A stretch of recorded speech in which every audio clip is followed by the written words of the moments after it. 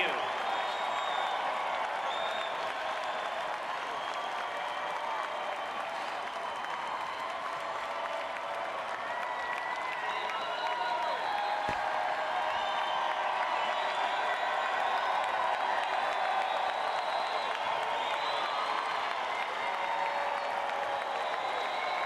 Thank you, and God bless each and every one of you. Heidi and I are so honored to join you here in Cleveland, where LeBron James just led an incredible comeback victory. And I am convinced America is going to come back too.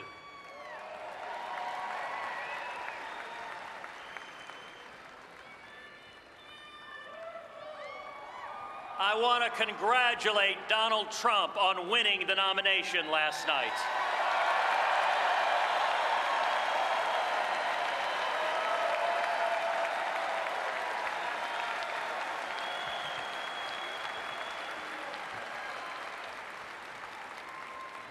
And like each of you, I want to see the principles that our party believes prevail in November.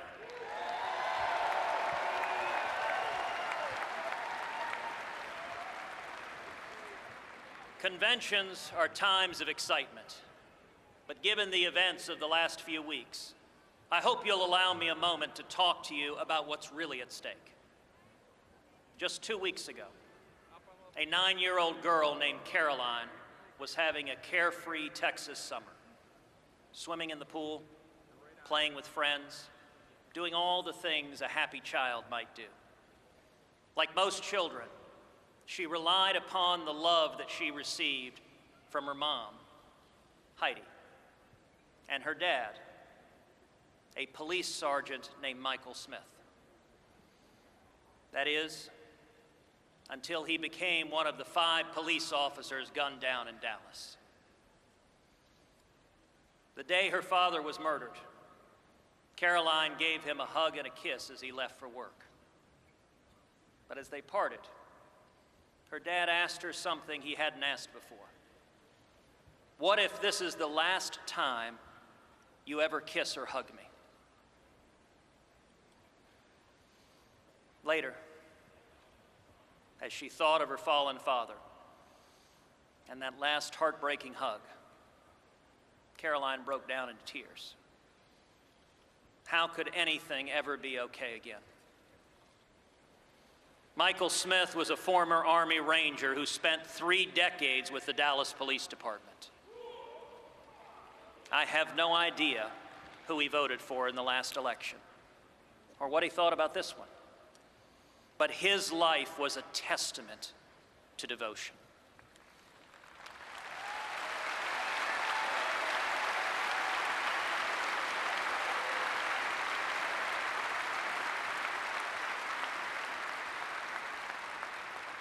He protected the very protesters who mocked him because he loved his country and his fellow man. His work gave new meaning to that line from literature: to die of love is to live by it.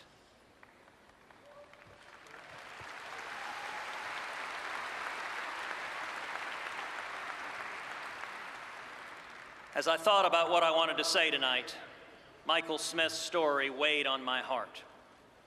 Maybe that's because his daughter, Caroline, is about the same age as my eldest daughter and happens to share the same name. Maybe it's because I saw a video of that dear, sweet child choking back sobs as she remembered her daddy's last question to her. Maybe it's because we live in a world where so many others have had their lives destroyed by evil in places like Orlando and Paris and Nice and Baton Rouge. Maybe it's because of the simple question itself. What if this, right now, is our last time? Our last moment to do something for our families and our country? Did we live up to the values we say we believe?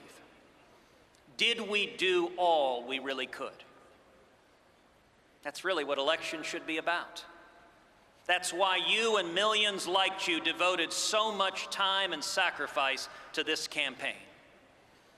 We're fighting not for one particular candidate or one campaign, but because each of us wants to be able to tell our kids and grandkids, our own Carolines, that we did our best for their future and our country.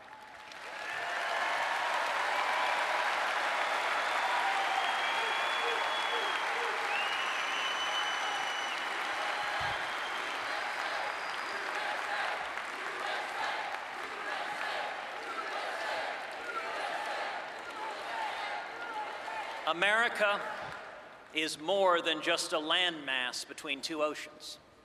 America is an ideal, a simple yet powerful idea. Freedom matters.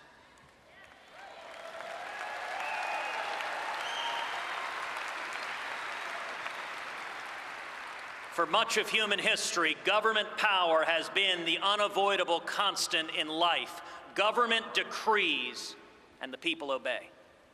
But not here. We have no king or queen. We have no dictator.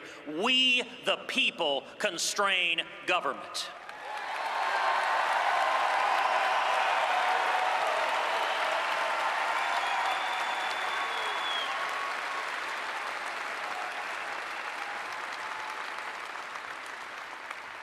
Our nation is exceptional because it was built on the 5 most beautiful and powerful words in the English language. I want to be free.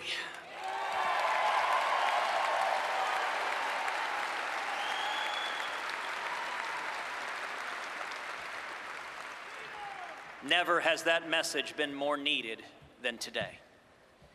We stand here tonight, a nation divided. Partisan rancor, anger, even hatred are tearing America apart. And citizens are furious, rightly furious, at a political establishment that cynically breaks its promises and that ignores the will of the people.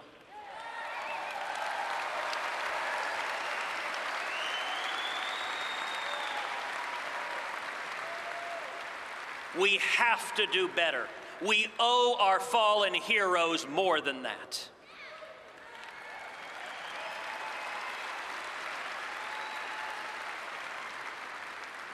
Now, of course, Obama and Clinton will also tell you that they care about our children's future.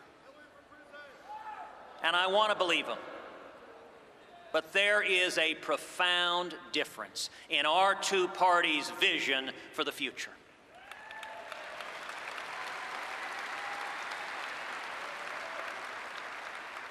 Theirs is the party that thinks ISIS is a JV team, that responds to the death of Americans at Benghazi by asking, what difference does it make? And that thinks it's possible to make a deal with Iran, which celebrates as holidays Death to America Day and Death to Israel Day. My friends, this is madness. President Obama is a man who does everything backwards. He wants to close Guantanamo Bay and open up our borders. He exports jobs and imports terrorists. Enough is enough.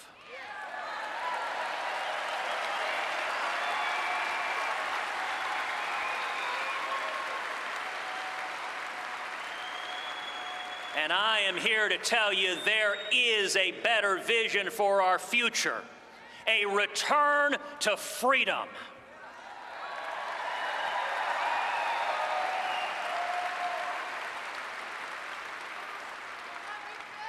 On education, your freedom to choose your child's education, even if you aren't as rich as Hillary Clinton or Barack Obama.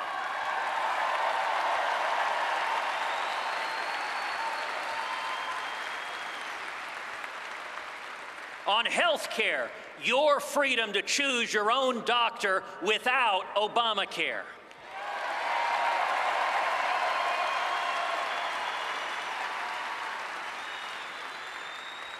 on taxes, your freedom to provide for your family without the IRS beating down your door.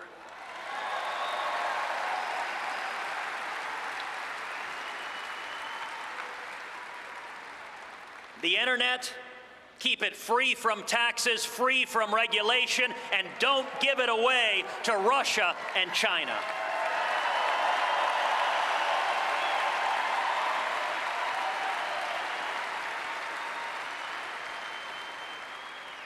Freedom means free speech, not politically correct safe spaces.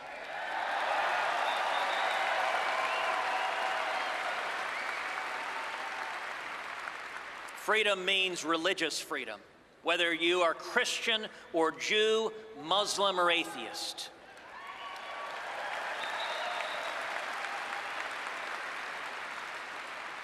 Whether you are gay or straight, the Bill of Rights protects the rights of all of us to live according to our conscience.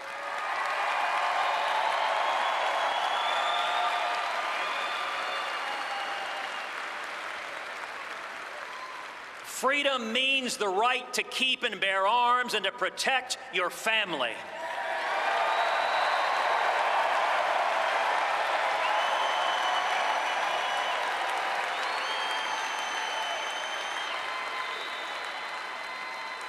Freedom means that every human life is precious and must be protected.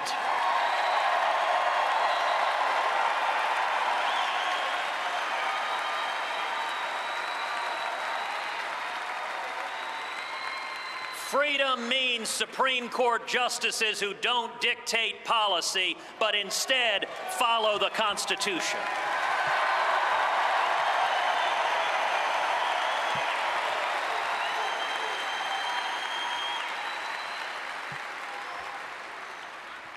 And freedom means recognizing that our Constitution allows states to choose policies that reflect local values. Colorado might decide something different than Texas. New York, different than Iowa. That's the way it's supposed to be. Diversity.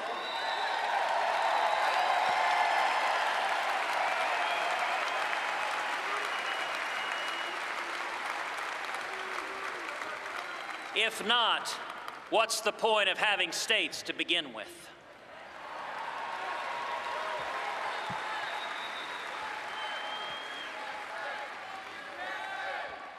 Now, Hillary Clinton believes that government should make virtually every choice in your life. Education, health care, marriage, speech, all dictated out of Washington. But something powerful is happening. We've seen it in both parties. We've seen it in the United Kingdom's unprecedented Brexit vote to leave the European Union.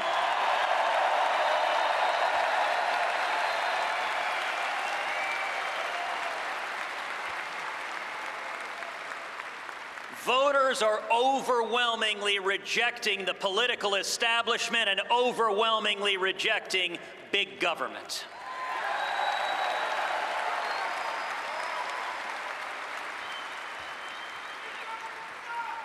That is a profound victory, and it is one earned by each and every one of you. People are fed up with politicians who don't listen to them, fed up with a corrupt system that benefits the elites instead of working men and women.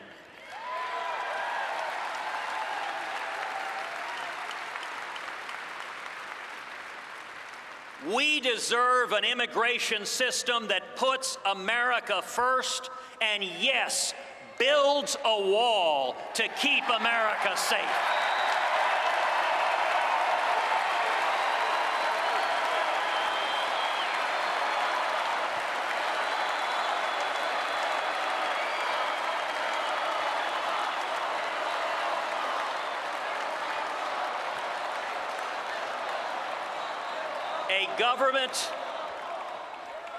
A government that stops admitting ISIS terrorists as refugees.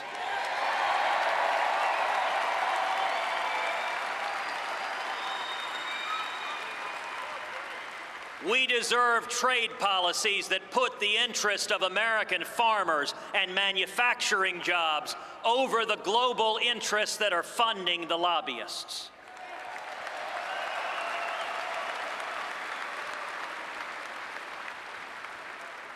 And if we stand together and choose freedom, our future will be brighter. Freedom will bring back jobs and raise wages. Freedom will lift people out of dependency to the dignity of work.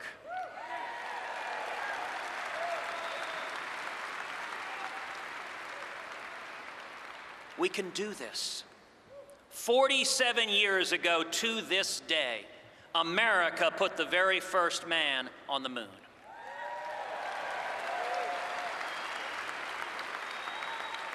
That was the power of freedom. Our party, the Republican Party, was founded to defeat slavery.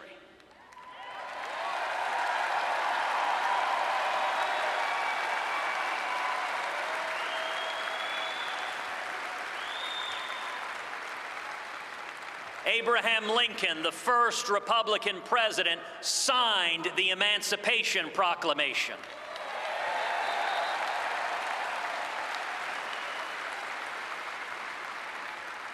Together, we passed the Civil Rights Act, and together we fought to eliminate Jim Crow laws.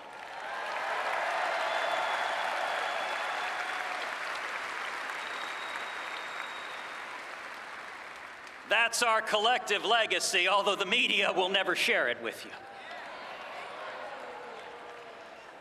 Those were fights for freedom, and so is this.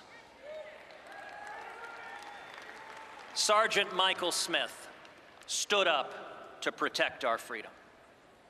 So do the soldiers and sailors and airmen and Marines every day fighting radical Islamic terrorism.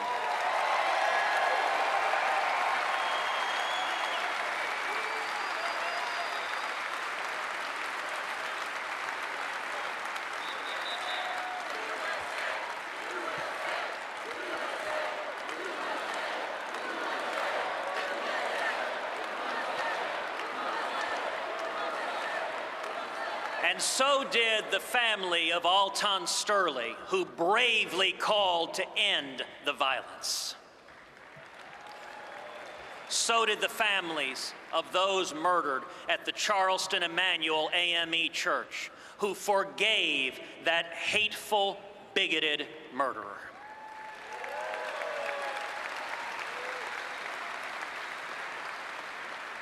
And so can we. We deserve leaders who stand for principle, who unite us all behind shared values, who cast aside anger for love. That is the standard we should expect from everybody. And to those listening, please, don't stay home in November.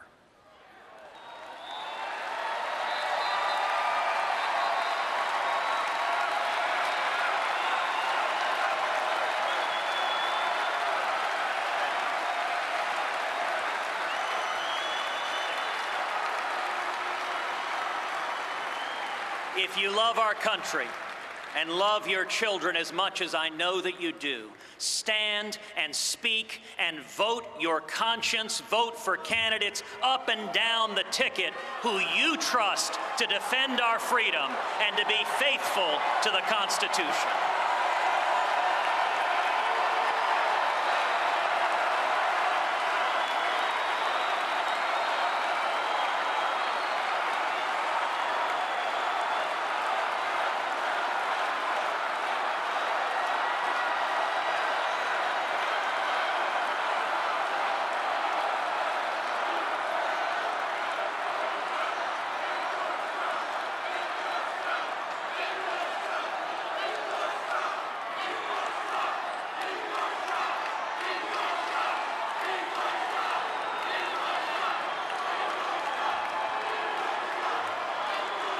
appreciate the enthusiasm of the New York delegation.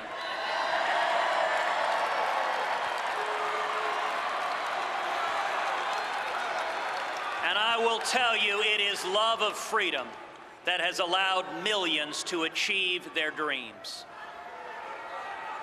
Like my mom, the first in her family to go to college, and my dad, who's here tonight, who fled prison and torture in Cuba, coming to Texas with just $100 sewn into his underwear.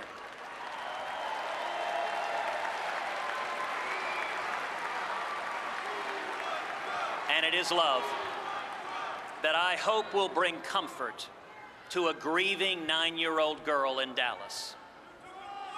And God willing, propel her to move forward and dream and soar and make her daddy proud.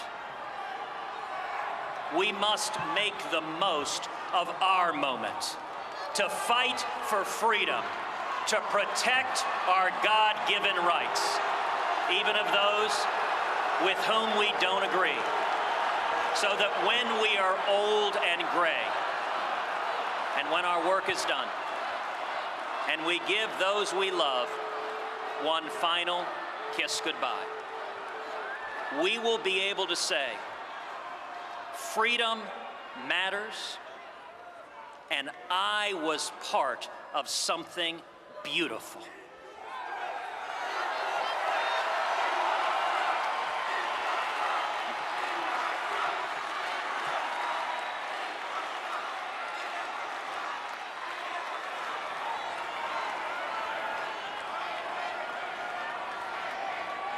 The case we have to make to the American people, the case each person in this room has to make to the American people, is to commit to each of them that we will defend freedom and be faithful to the Constitution.